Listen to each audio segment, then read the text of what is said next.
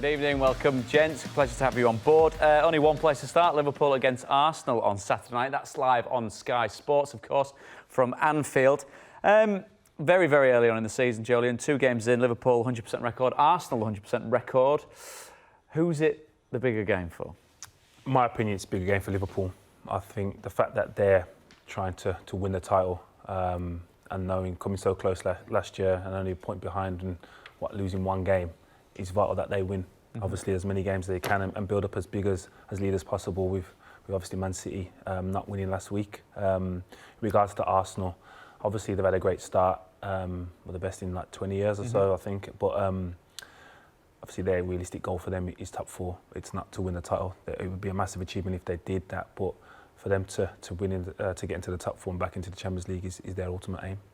Do you echo those sentiments? I mean, for Liverpool, yes, they came so unbelievably close, and there is a tiny little gap at this moment in time, isn't there, between them and Manchester City? Well, anything less than, 99 to 100 points means you're not going to win the league at the moment, unfortunately for Liverpool. And that's the pressure they're under week in, week out. So when you hold that into account, I know we're early in the season, but these points have the same value now as what they do on the last week of the season. So, I'm sure that their minds and their preparation about winning the title has all been about that. So it's a home game, against a team that is, started very well, and I've been impressed with how they've looked, but it's still in that development phase of rebuilding the team.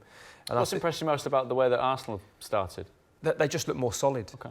I think defensively, I think Luiz has made a difference. I have to say that, and I think the midfield as well. The midfield look like they're a little bit more solid. They look a bit better out of possession. They've always had exciting players through these times.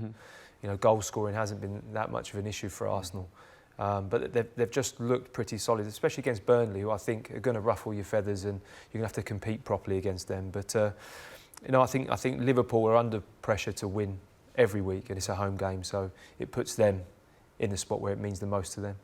And they've obviously spent a fair bit of money, Arsenal, and mix that with younger players being dropped in, the likes of Willock and Reece Nelson. Are you impressed at the way that Unai Emery's trying to make it, or trying to fuse a different kind of methodology together with the younger players and the star signings? Yeah, definitely. I think he's getting the balance right. As you said, we touched on the defence is probably not over the issues they've had in previous seasons, but they look more balanced as a team. They have no problem scoring goals, we know that, but they're not relying on having to outscore the opposition kind of thing, which is where their frustrations was in the previous seasons. But going forward, I'm sure the Arsenal fans, if they're not hitting the heights that they want to see young talent coming through. And Willock's done that, and he's very impressed so far this season. When we look at the impacts of David Luiz, I mean, a wonderful footballer. There is that kind of caveat with him at times, isn't there? He does so many wonderful things. They might do something a little bit off kilter. Is it a case of, yes, he's done well, and Arsenal fans are perhaps waiting for something like that to come along, or maybe he's come to Arsenal with a bit between his teeth because of what happened at Chelsea? I think that more so than the Arsenal fans waiting on it to make a mistake. I think Arsenal fans have got frustrated with previous defenders making mistakes, and more for me, David Luiz's mistakes tend to be when it's concentration. He tends to play well for so long, you'll then think, well, this is too easy kind of thing for me. So let me just do something erratic and just keep it interesting. Yes, keep it interesting. As he's got older, obviously he's erased them more so out of his game. But I'm still a massive fan of his, and I think he can improve people wrong there. I'm not his biggest fan. I'm really not. I mean, I think he has done well. I think for Arsenal, it's a good established Premier League centre-back who's got experience, and he's started in from the performance I saw against Burnley, he did well. But I agree with Joleon in that he can just go walkabout at times in terms of mentally, and he just switches off, whether that's just a moment in a game or for a longer period of time, depending on what happens. So I think from that point of view, it can be a dangerous signing, but hopefully it'll work out and they'll get the best out of him. And from the point of view of what we've seen over the course of, it is only 2 games obviously for Arsenal, it wasn't the strongest side by any stretch of the imagination that started the season at Newcastle, was it? But no. The players that are coming back at different times with new players and players coming back from injury and getting up to speed, does that bode well for going into a key game such as this? I think so, because it shows that they've coped without certain players, and I think for that squad, to be able to do that is important. Bringing in new signings as well and getting them used to the Premier League and the speed of the Premier League. Well, they're not going to get a much tougher test than the speed of the game at Anfield. So all these experiences all add into the strength and the building of Arsenal. And from the point of view of, they come up against a Liverpool side that can be expansive and relies on being expansive and explosive. Have Arsenal going forward addressed that with a Pepe coming in before they had speed? Obviously they had goals, and they seem to have gone again with a similar type of player, which makes them a forward line that Liverpool really got to be wary of, haven't they? Yeah, definitely. I think on any given day that front three is as threatening as anyone else in the Premier League. I think he adds obviously a little bit more balance being left-footed. But I'm just going to be surprised if he does start, due to the fact that if he's not ready to start at home against Burnley, then to go to Anfield and get chucked in at the deep end. Yeah, kind of thing. It's pretty intimidating there, regardless of where you've come from and what you've experienced in the past. So I'll be surprised if he starts there, but I'm sure he'll be relishing the opportunity if he gets it. I think Emre's kind of talking about him like the phrase he's using is he's ready for more minutes type thing. You know, as if I think quite wisely he's trying to ease him in, and I think a jump to starting at Anfield probably is a big leap for him. In a game such as this, when you talk about, you mentioned different players being available. Mesut Ozil is obviously a name that comes up constantly for Arsenal, whether it's about its wages or doing it at the most important times. In games such as this, obviously, yet to see in the season. So is it going to be in a position of anything substantial of him this season? Are we going to see him in a game such as this, an effect in a game such as this? Maybe not. I mean, I think, again, it's another plus point from Arsenal's point of view that they've started so strongly, even without him available for selection. And I think, you know, from the manager's point of view, he needs to see that his group is strong. And I think Ozil as a player has always been contentious in that way since he's been at Arsenal. So there's always question marks over his commitment, whether he's fully into the situation, how he's applying himself on the pitch and in training. And I think, you know, for them to do so well without him there, may get something more from him. You know, he's going to have to fight and scrap and realise that if he wants to be back in this team and in this squad, he's got to do something. Yeah. But also for me, they're not guaranteed to win this game. So if you put him back in the team and it doesn't go to plan, and you does everyone pointing the finger at Ozil, and you just are leaving him to be a scapegoat. And I feel that the Arsenal fans are kind of gearing towards the manager now and understanding what he's trying to do. And to put him back in there and potentially lose that game, he would just kind of set them back, what, 6 or 7 months. Well, yes, we know Liverpool have got a strong squad, but they were rumoured with the availability of Philippe Coutinho. I mean, and Klopp spoke quite glowingly about him, but said it was pretty much a dead end at this moment in time.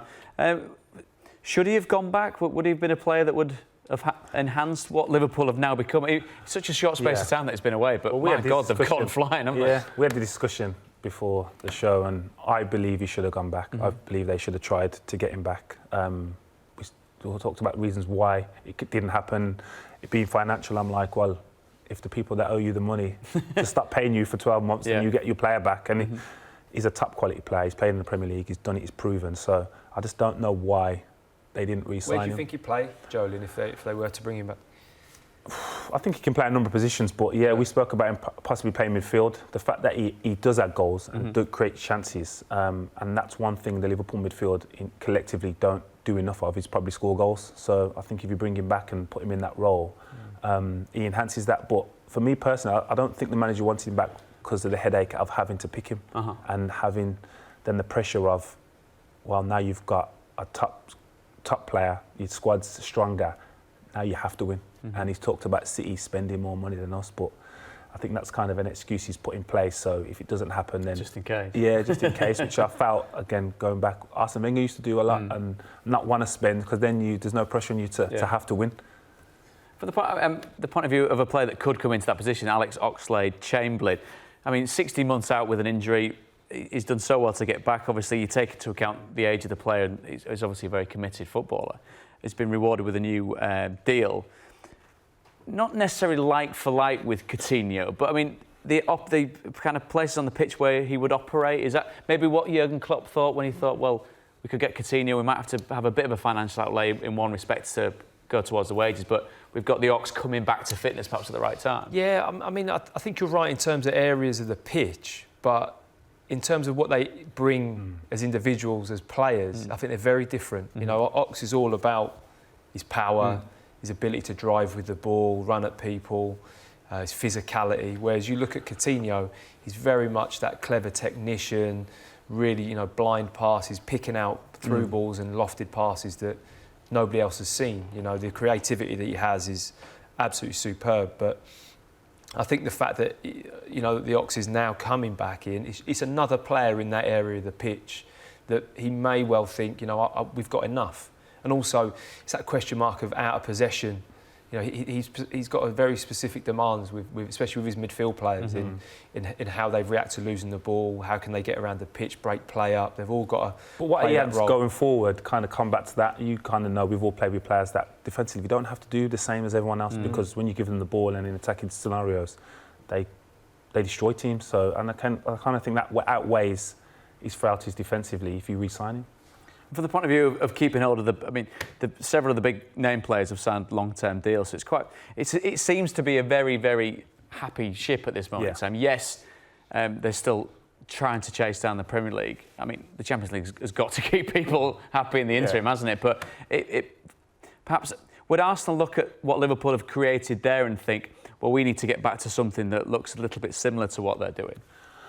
Yeah, of course, but it's easier to keep people happy when they're playing, regardless of who they are, the stature, the motivation is to play. And when you've got kind of a team that picks itself, or front three that picks itself, then obviously everyone's happy and willing to work hard and willing to chase back and give the extra 10%. But as you said, when it's not going your way and you're not in the team every week, that's when players kind of, and that's when managers obviously earn their crust and have to manage their egos, their personalities. And I don't think Klopp wants to disrupt that side of it yet, in regards to bringing in additional players. I think with that though, you've got a great manager there that is very good, I think, at handling people who aren't maybe as happy as what they'd like to be with their playing time. I think he's got an amazing knack of making people feel important and involved. That's a key element of managing a big squad of players or important players. So I understand what you're saying in that, sometimes when you've got that set team and that set start and everyone knows what they're doing, it is a powerful thing and you get the best out of people. But if Liverpool want to win the Premier League, are they going to need a player like Coutinho just to see him over the line? I think you could be right. I think that it would make a huge difference. He's not going to hinder their chances, is he? No, to add his goal, to add his goals and assists to that group, fans' favourite, can only be a positive thing. Well, you mentioned goals. If we take a look at the attacking options, shall we say, for both sides. They're both prolific in the sense you look at Salah and Mane, Aubameyang and Lacazette. It is very much a tale of two sides that can score goals, that are going to go up against each other. Are we going to see, perhaps, when you see a breakdown of the two teams going head-to-head on Saturday night, Joleon, similarities in the kind of explosive style going forward? Because, from a neutral point of view, we want goals, don't we? And with the players that they've got available, that would suggest that would be the case. Yeah, definitely. But you also got to remember they've got definitely the world's best centre-half on show as well. And Arsenal now... David Luiz. Arsenal are going to have to combat that. And if I remember rightly, in last season's games, Aubameyang was ahead of Van Dijk a couple of times and he caught him. So the thing that he's got that pace ahead of most defenders, and not to have it against Van Dijk will only be in the back of his mind. So hopefully, do you think that would be something that would be in his head going into the game? Definitely. If your main attribute is whatever it is, but you're coming up against someone that's equally as strong, equally as strong, equally as quick, then it's going to be in your mind to kind of do something different. But it's whether Arsenal can create the chances and exploit other weaknesses in the team. Would they go to Anfield with a different mindset? Would they try and contain and then go on the attack, counter-attack? Or from Emery's point of view, what's his tactical approach? I think it's going to be interesting because it now actually has the makings of quite a high-tempo attacking match this now, with the attacking players. And also the introduction of Ceballos from Real Madrid, who has been very good for Arsenal and a really important part of why they're probably looking a bit more solid and better in midfield. You wonder if Arsenal do have the licence to go and think, right, we can really put our identity on this match and our philosophy and play how we want to play, and we don't have to worry too much about Liverpool. I think Arsenal are in a position, they've had such a strong start where they can maybe turn up there and go, we know how we're going to play, we're going to go for it, let's see what Liverpool have got. Well, we do love a combined 11 here on the debate, and we've asked the fellas for theirs going into this game. Joleon's is up first. It's one hell of a team when we take a look at it. And the way it breaks down, I mean, again, it's got attack written all over it. You mentioned Van Dijk there in regards to being the best central defender in the world. It would be great to see him getting hold of David Luiz, wouldn't it?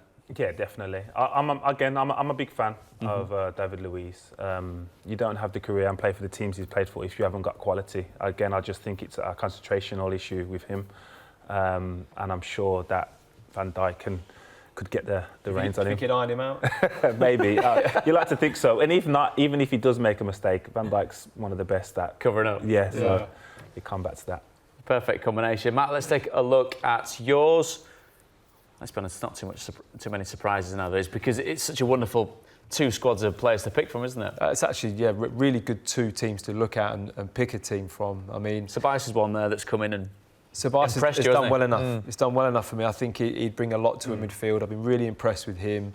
Aubameyang just pips it for me ahead of Firmino just for his goals. You know, he's just such a proven goal scorer, and I'm sticking with the Liverpool back fours that's been so tried and tested and brilliant over the past couple of seasons. Going into the game, they're the combined ones, as we've just shown you there. The key men, perhaps, that could be in the spotlight on Saturday night that could make the difference for you? I think that Aubameyang, I think he's just such a huge catalyst for Arsenal. When he's linking up and he's making those moves and he's running Van Dijk, maybe not winning, but stretching him and causing those type of problems, I think he can have a huge impact on the game for Arsenal. For you, Joleon?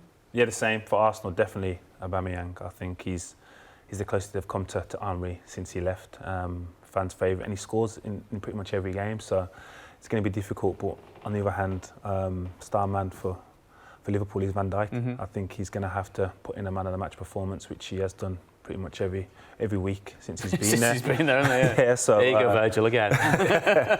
So yeah, I'm sure he's going to be up for the task to kind of cement his place as being the best defender, and if not the best player in the world. I mean, you've got to be a top defender if your name's getting mentioned before the players they have in that team have been an influence on the game. I mean, Mane's just been fantastic this season. Salah, and you think that we're all talking about Van Dijk, just shows you how good he is.